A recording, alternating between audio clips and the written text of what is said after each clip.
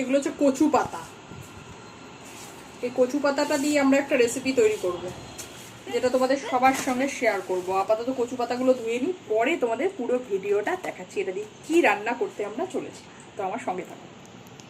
এটা হলো ছোলার ডাল, আগে থেকে আমরা জলে ভিজিয়ে রেখেছিলাম। এবার এটাকে ভালো করে ধুয়ে তারপর একটুখানি পেস্ট করে নিতে হবে। এর সঙ্গে আরও কিছু লাগবে তোমাদের দেখাচ্ছি, দাঁড়াও আস্তে আস্তে।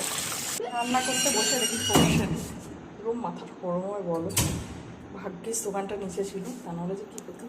এখন তো হচ্ছে লিফ্ট করে সর্ষে আনতে, সর্ষে দিয়ে পাতুরি হবে। পাতুরি তোমাদের সঙ্গে ভিডিওটা শেয়ার করবো, তোমরা আমার সঙ্গে থাকো, দেখতে থাকো। তো তোমরা দেখলে আমি দোকান থেকে জিনিসপত্রগুলো কিনে নিয়ে আসলাম, তোমাদের আর কি দেখানো হয়নি মশলাটা, তবে কিনে এনেছি। তো তারপর আমি মিক্সিতে আর কি ছোলার ডালটা, কাঁচা লঙ্কা, কালো সর্ষে, তার মধ্যে কিছু নারকেল কোড়া দিয়ে একসঙ্গে আর কি মিক্সিতে একটু পেস্ট করে নেবো। ভালো করে করতে হবে কিন্তু এটা।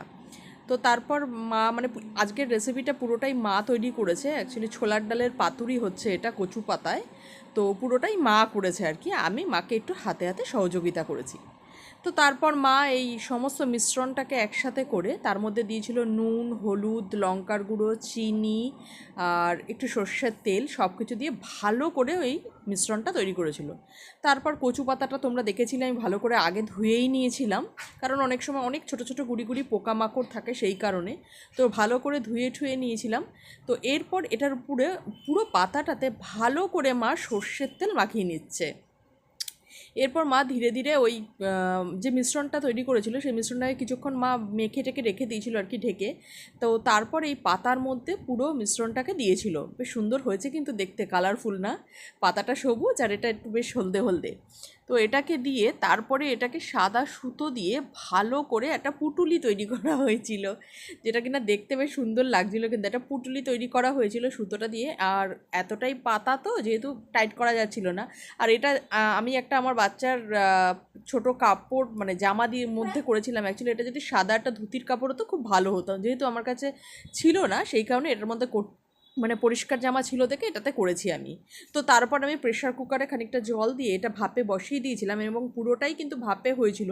তো এখানে একটা সিটি আসার পরে আমি আবার উল্টে পরের বারটা দিয়েছিলাম। তো তৈরি হয়ে গেছে আমাদের এই কচু পাতায় ছোলার ডালের পাতুরি, এবং দেখতে কিন্তু দারুণ হয়েছিল। এবং এরপর মা আস্তে আস্তে এই সুতোগুলোকে খুব ধীরে ধীরে মানে খুলছে আর কি, সফট হয়ে গেছে সেই কারণে খুলতে অসুবিধা হচ্ছিল না, কিন্তু যাতে ভেতরে না ঢুকে যায় সেই কারণে মা ধীরে ধীরে খুলছিল আস্তে আস্তে করে।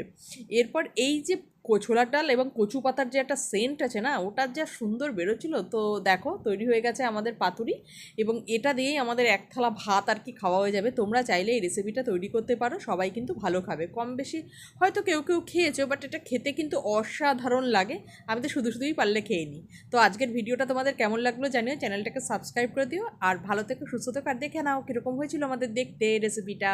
চলো টাটা, বাই বাই, আবার দেখা হবে কাল নতুন ভিডিও।